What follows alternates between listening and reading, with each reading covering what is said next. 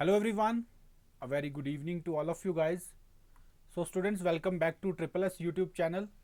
So as you know, हमारी series चल रही है आपकी JKSSB के जितने भी अपकमिंग एग्जाम्स है उसके लिए मैथमेटिक्स की क्लासेस मैं आपके लिए लेके आ रहा हूँ।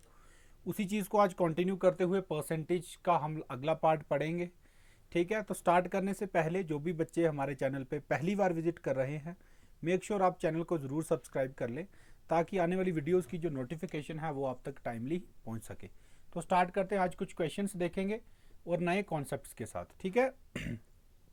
सो स्टूडेंट्स, आज का जो हमारा टॉपिक रहेगा वो रहेगा हमारा, मैंने आपको ये चीज़ आज सिखानी है, सक्सेसिव परसेंटेज चेंज। अभी तक जो हमने क्वेश्चंस पढ़े थे परसेंटेज इंक्रीज या डिक्रीज के, उसमें क्या होता था, वैल्यू एक ही बार इंक्रीज या डिक्रीज होती थी। मान लो 20% से कोई वैल्यू इंक्रीज हो रही है तो हम लोग लिख देते थे कि 100 से कोई वैल्यू कितनी हो गई, 80 हो गई अगर डिक्रीज हो रही है। तो अगर 20% इंक्रीज हो रही है तो हम लिख देते थे वैल्यू कितनी हो जाएगी, 100 से 120%। बट अब बात यह आती है कि अगर लगातार इंक्रीज या डिक्रीज हो रहा हो तो हमें चीज़ों को कैसे सॉल्व करना होता है। ठीक है। क्वेश्चन देखेंगे, the percentage change in a number when it is first decreased by 10% and then increased by 10% is. अब क्या हो रहा है स्टूडेंट्स, इस चीज़ को हम दो तरीके से पढ़ते हैं। ठीक है, एक फॉर्मूला बेस्ड और एक मैं आपको जनरली पहले समझाऊंगा, करना हमें इसको फॉर्मूले से ही होता है। ठीक है, तो क्या हुआ, पहले कोई नंबर 10% क्या हुआ, डिक्रीज। तो हम सबको पता है कि डिक्रीज 10% का मतलब 10% की फ्रैक्शनल वैल्यू क्या होती है, 1/10। इसका मतलब ओरिजिनल नंबर कितना था, वो 10। अब कम होने के बाद 10 में से एक कम हो गया तो कितना बचा, 9। ठीक है, उसके बाद क्या हुआ, वो फिर से इंक्रीज हुआ 10%। अब 9 से वो कितना इंक्रीज हुआ है, 10%। 9 से कितना इंक्रीज हुआ, 10%। तो 9 का जब मैं 10% का इंक्रीज है तो वैल्यू कितनी बन जाएगी, 110%। जब मैं इसका 110% निकालूंगा तो वो क्या निकल के आएगा, 0 से 0 कटेगा, 99/10 यानी कि 9.9। वैल्यू क्या बन रही है हमारी, सेकंड चेंज आने के बाद, सेकंड चेंज आने के बाद वैल्यू बन रही है 9.9। हमसे ये पूछा गया है कि नेट चेंज जो है वो इसमें कितना आया है टोटल नंबर के अंदर। पूरा नंबर, ओरिजिनल नंबर क्या माना था हमने, 10, और फाइनल नंबर हमारे पास क्या है स्टूडेंट्स, 9.9। इसका मतलब ये क्या हुआ है, डिक्रीज। कितना डिक्रीज हुआ है, 0.1। ठीक है, परसेंटेज निकालनी होगी तो किस में से कम हुआ है, 10 में से। तो डिनोमिनेटर में 10, मल्टीप्लाई करते हैं इसको 100 से। ठीक है, 0 से ये 0 कट जाएगा, पॉइंट का 0 हटाने के लिए एक 0 और नीचे आएगा, पॉइंट का 0 हटाने के लिए एक 0 नीचे आएगा, तो 10 से ये 10 कट जाएगा। आंसर क्या आ गया हमारा, 1%। और क्या हुई है वैल्यू, नेट डिक्रीज हुई है, वैल्यू क्या हुई है, डिक्रीज। सो राइट आंसर इस क्वेश्चन का क्या बनेगा, 1% का डिक्रीज। ठीक है, ये आ गया हमारा बेसिक तरीका, जैसे हम लोग परसेंटेज इंक्रीज या फिर परसेंटेज डिक्रीज को पढ़ते हैं। अब फॉर्मूला आपने यहां से ध्यान रखना है, फॉर्मूला होता है a plus b plus a b by 100। ठीक है, जब दो चेंज आ रहे हों, दो बार परसेंटेज चेंज हो रहा हो तो नेट परसेंटेज चेंज का फॉर्मूला याद रखना, a plus b plus a b by 100। ध्यान यहाँ पे ये रखना है कि a की वैल्यू पॉजिटिव लेनी है जब वैल्यू क्या हो रही हो, इंक्रीज, और b की वैल्यू लेनी है नेगेटिव जब वैल्यू क्या हो रही हो, डिक्रीज। ठीक है स्टूडेंट्स, ये फॉर्मूला आप सबने लिख लेना है, इसको याद कर लेना है। तो अब इस क्वेश्चन को हम लोग परसेंटेज से सॉल्व करके देखते हैं। सो क्वेश्चन अब क्या हो रहा है, यहाँ पे फॉर्मूला हमारा a plus b plus a b by 100। ठीक है, a का मतलब पहले वैल्यू क्या हो रही है, डिक्रीज, तो नेगेटिव में लेंगे वैल्यू 10। ठीक है, देन बढ़ रही है तो प्लस में लेंगे वैल्यू 10, प्लस -10 इंटू 10/100। ठीक है, ये a की वैल्यू, ये v की वैल्यू, 2 0 से 2 0 कट जाएंगे, वैल्यू क्या बचेगी हमारे पास पीछे, 10 से ये 10 कट जाएगा, -1%। तो नेगेटिव आपको पता है क्या शो करता है हमेशा, डिक्रीज। इसका मतलब नेट आंसर हमारा क्या आया, 1% का डिक्रीज। क्लियर है बात। सो राइट आंसर यही आपका बनेगा। क्लियर है, ये आ गया फॉर्मूला बेस्ड। इसमें किसी भी तरह की परसेंटेज चेंज अगर सक्सेसिव तरीके से हो रही हो, दो बार लगातार परसेंटेज में चेंज हो रहा हो, तो हम लोग इस तरह से फॉर्मूले से उसको आराम से सॉल्व कर सकते हैं। इसके अलावा इस पर्टिकुलर क्वेश्चन के लिए एक और शॉर्टकट होता है, जैसे आप मानो दोनों चेंज जो है वो सेम वैल्यू से हो रहे हों। जैसे यहाँ पे सेम वैल्यू से चेंज हो रहे हैं 10% से, और एक वैल्यू हो रही हो इंक्रीज और दूसरी हो रही हो डिक्रीज, एक वैल्यू हो रही हो इंक्रीज, दूसरी हो रही हो डिक्रीज, और आपकी चेंज जो है दोनों साइड क्या हो, सेम, तो हम लोग नेट चेंज के लिए फॉर्मूला लगाते हैं नेगेटिव ए का स्क्वायर डिवाइडेड बाय 100। नेगेटिव का मतलब हमेशा डिक्रीज होगा, और कितना होगा, जितनी वैल्यू दी गई होगी, जैसे यहाँ 10 दिया गया है, 10 का स्क्वायर बाय 100 यानी कि ये बनेगा -1। सो राइट आंसर बनेगा हमारा -1%, यानी कि 1% का डिक्रीज। सो 1% का decrease will be the right answer. ये फॉर्मूला लगाने के लिए दो कंडीशंस मेन है, ध्यान से समझ लेना। एक तो सेम वैल्यू चेंज हो रहा होना चाहिए, और एक वैल्यू इंक्रीज और दूसरी डिक्रीज हो रही होनी चाहिए, तभी ये फॉर्मूला लगेगा। अदरवाइज आप लोगों ने a plus b plus a b by 100 ही आप लोगों ने लेना होता है। क्लियर है? मूव करते हैं नेक्स्ट क्वेश्चन के ऊपर।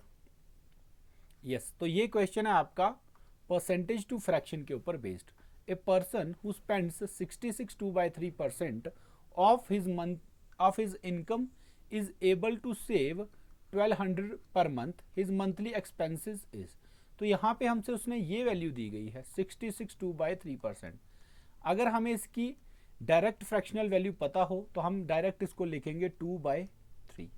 आता कैसे है, इसको इससे मल्टीप्लाई करेंगे 198 बनेगा, 2 ऐड करेंगे तो ये बनता है 200/3%, और परसेंट का 100 नीचे आता है, ये कट जाती है वैल्यू 2/3।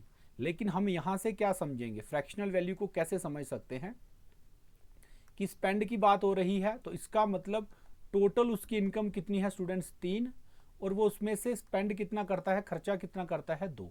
तो 3 में से अगर 2 यूनिट वो खर्चा कर देता है तो सेव कितना करता होगा, 1 यूनिट, क्योंकि टोटल 3 है, खर्चा करता है 2, तो 1 यूनिट वो क्या करता है, सेव। अब क्वेश्चन में 1 यूनिट की वैल्यू हमें कितनी दी गई है, 1200। ये मैं आपको सेकेंड लेक्चर से पढ़ाते आ रहा हूँ चीज़, ठीक है, जिसको हम लोग गोलगप्पा कॉन्सेप्ट भी बोलते हैं। तो 1 यूनिट की वैल्यू कितनी दी गई है, 1200। तो हमें क्या पूछा गया है, हिज मंथली एक्सपेंसेस इज, तो मंथली एक्सपेंसेस ये है उसके, तो मतलब 2 की वैल्यू हमें पूछी गई है। 1 का मतलब 1200, तो 2 का मतलब 2400, 1 का मतलब 1200, तो 2 का मतलब 2400। राइट आंसर क्या बनेगा, ऑप्शन नंबर 2, दैट इज 2400। इसके साथ साथ अगर टोटल इनकम पूछ लेता तो टोटल की वैल्यू कितनी है, 3, तो 3 की वैल्यू कितनी हो जाती, 1200 इंटू 3 यानी कि 3600। तो इसीलिए मैं आपको बार बार बोल रहा हूँ परसेंटेज टू फ्रैक्शन आपको लर्न कर लीजिए, यही आपके लिए काम आएंगे आने वाले टॉपिक्स में भी। मूव करते हैं नेक्स्ट क्वेश्चन के ऊपर। So next question is saying if the income of Ram is 12.1/2% more than that of Shyam, the income of Shyam is less than that of Ram by। ऐसे question हमने already कर लिए हैं, but यहाँ पे use जो मैं आपको दिखाना चाहता हूँ वो फ्रैक्शनल वैल्यू का। 12.5% का मतलब होता है स्टूडेंट्स 1/8, क्योंकि मैं ये चीज़ें आपको बार बार बोलते आ रहा हूँ, इनको लर्न आपने करना ही करना है। तो राम की इनकम श्याम से ज़्यादा है 12.1/2%, इसका मतलब राम ये रहा श्याम, तो श्याम की अगर 8 है तो राम की उससे 1 ज़्यादा होगी यानी कि 9। ठीक है, तो अब क्वेश्चन में पूछा गया है श्याम की इनकम कितनी % कम है राम से, तो श्याम की है कितनी, 8, कम कितनी है, तो हमें क्या निकालनी है, परसेंटेज डिक्रीज निकालना है। यहाँ पे 1 कम है तो 1 रखेंगे न्यूमरेटर में, कितने किस में से कम है, किसके कंपैरिजन में पूछा गया है, राम के, तो राम की है 9, तो नीचे क्या आएगा 9 इंटू 100। अब 1/9 की परसेंटेज ये किसकी फ्रैक्शनल वैल्यू होती है आपको पता होना चाहिए, 11 1/9%। सो राइट आंसर बनेगा option number 1, that is 11 1/9%। Student ये सारे क्वेश्चन आप देख सकते हो ये एसएससी सीजीएल में पूछे गए हैं, तो जेके एसएसबी का लेवल इससे ज़्यादा जाने के चांसेस कम होते हैं। क्लियर, मूव करते हैं नेक्स्ट क्वेश्चन के ऊपर। इंटरेस्टिंग क्वेश्चन है, काफ़ी अच्छा क्वेश्चन है, देखना इसको। ये क्वेश्चन परसेंटेज में भी आ जाता है आपका, रेशियो प्रोपोर्शन में भी आ जाता है, और मिक्सचर एलिगेशन में भी आ जाता है। ठीक है, अभी हम परसेंटेज पढ़ रहे हैं, परसेंटेज और रेशियो की हेल्प से हम इसको करेंगे। क्वेश्चन कह रहा है 40 litres of a mixture of milk and water contains 10% of water. तो 40 लीटर टोटल है, उसमें मिल्क 10% है, कितना है 10%, तो 10% की फ्रैक्शनल वैल्यू कितनी होती है 1/10। इसका मतलब उसमें मिल्क और वाटर टोटल कितना है वो 10, तो अगर उसमें वाटर 1 है तो मिल्क कितना बचेगा पीछे 9 यूनिट। बात समझ आ गई। तो इससे हम पता लगा सकते हैं 9 और 1 ये कितना 10, तो 10 की वैल्यू हमें कितनी दी गई है 40 लीटर। 10 की वैल्यू कितनी दी गई है 40 लीटर, यही टोटल है ना।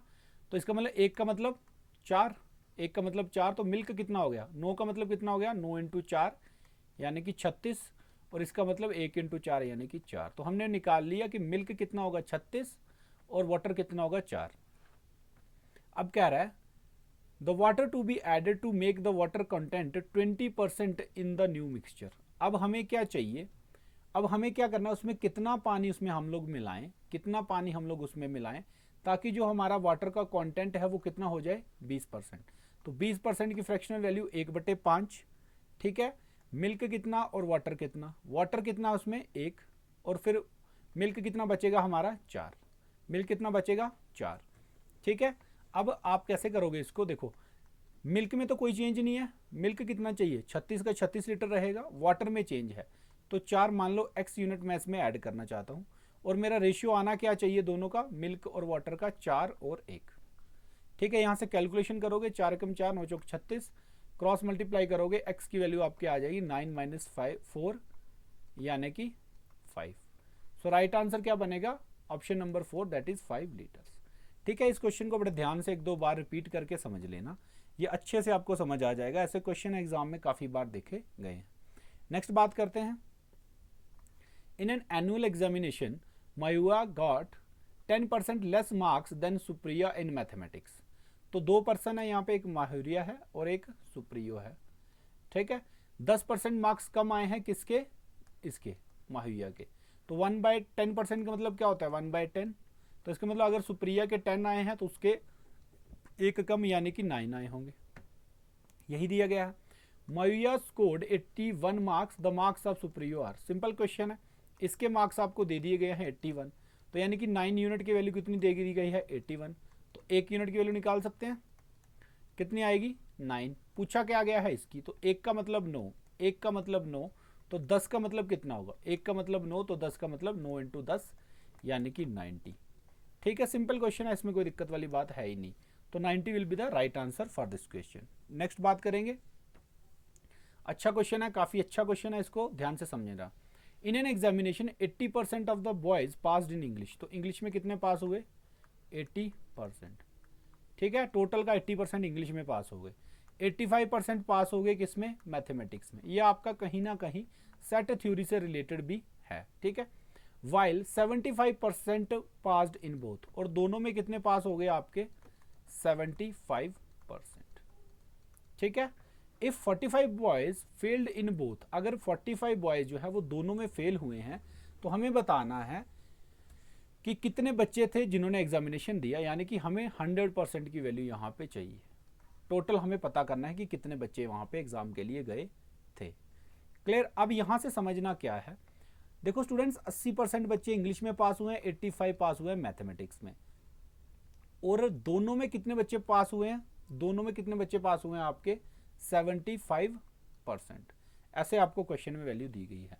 क्या मैं यहाँ से ये पता लगा सकता हूँ कि ऐसे कितने बच्चे हैं जो दोनों में फेल हुए हैं, जो दोनों में क्या हुए हैं फेल हुए हैं, तो पता लगा सकते हैं कैसे, देखो टोटल कितने बच्चे पास हुए हैं, टोटल पास कितने हुए 75% बच्चे हैं वो दोनों सब्जेक्ट में पास हुए हैं। इसका मतलब कुछ बच्चे ऐसे होंगे जो सिर्फ एक सब्जेक्ट में पास हुए होंगे, कुछ बच्चे ऐसे होंगे जो एक सब्जेक्ट में पास हुए होंगे, फिर उनमें से जो बच्चे खुचे होंगे वो दोनों में फेल हुए होंगे, ठीक है। तो इसका मतलब मैं ये बता सकता हूं कि 75% अगर दोनों में पास हुए हैं तो सिर्फ इंग्लिश में कितने पास हुए होंगे, जो सिर्फ इंग्लिश में पास हुए हैं मैथ में पास नहीं हुए हैं, तो वो कितने होंगे 80 में से 75 गए तो 5%। ध्यान से समझना, कॉन्सेप्ट काफ़ी अच्छा है। 5% बच्चे ऐसे हैं जो सिर्फ इंग्लिश में पास हुए हैं, मैथ में पास नहीं हुए, ठीक है। उसके बाद अगर मैथ्स की बात करें तो मैथ्स के अंदर 85% बच्चे हैं जो मैथ्स में पास हुए हैं, और अब मैं सिर्फ उन बच्चों की बात करूं जो सिर्फ मैथ्स में पास हुए हैं, इंग्लिश में पास नहीं हुए, तो वो कितने होंगे 85 में से 75 माइनस करेंगे तो कितने होंगे वो 10%, ठीक है। स्टूडेंट्स ध्यान से समझो, 75% बच्चे ऐसे हो गए जो दोनों में पास हैं, बोथ में, 5% बच्चे ऐसे हो गए जो किस में पास हैं, जो सिर्फ और सिर्फ इंग्लिश में पास है, मैथ में पास नहीं है। मैथ्स में पास और इंग्लिश में पास ना होने वाले 10% बच्चे हैं। तो अब जो बचा होगा वो कौन बच्चे होंगे, जो दोनों में फेल हुए होंगे। तो 75%, 5 80 और 10 90, तो 90% बच्चे ऐसे हो गए हमारे पास जो दोनों सब्जेक्ट में फेल नहीं हुए हैं, दोनों सब्जेक्ट में फेल नहीं हुए हैं। तो इसका मतलब दोनों सब्जेक्ट के अंदर कितने परसेंट बच्चे फेल हुए हैं, 10%। क्वेश्चन एक बार समझने में मुश्किल लग सकता है बट कॉन्सेप्ट अच्छा है। सेट थ्योरी के क्वेश्चन भी इसी से आपके सॉल्व हो जाएंगे, ध्यान से समझना इसको। तो 10% बच्चे हमने ऐसे कैलकुलेट कर लिए जो दोनों सब्जेक्ट में क्या है, फेल हैं। तो 10% की वैल्यू कितनी है, 45। पूछी किसकी गई है हमें, 100% की। तो 100% की वैल्यू 45 इंटू 10 करेंगे तो बन जाएगा 450। So right answer is option number 2, that is 450। अब एक बार फिर समझाता हूँ, ध्यान से समझना इसको, ठीक है, क्योंकि मुझे पता है काफ़ी सारे बच्चों को ये पहली अटेम्प्ट में समझ नहीं आएगा। क्वेश्चन में हमें कहा गया, बस जो समझाने वाली चीज़ है वही समझाता हूँ। 75% बच्चे ऐसे हैं जो दोनों सब्जेक्ट में पास हुए हैं, ठीक है, दोनों सब्जेक्ट में क्या हुए हैं, पास हुए हैं। और 80% बच्चे हैं जो इंग्लिश में पास हुए हैं। इसका मतलब कि 5% बच्चे ऐसे बच रहे हैं बेटा इसमें 80% में, जो इंग्लिश में तो पास हैं बट मैथ में पास नहीं है।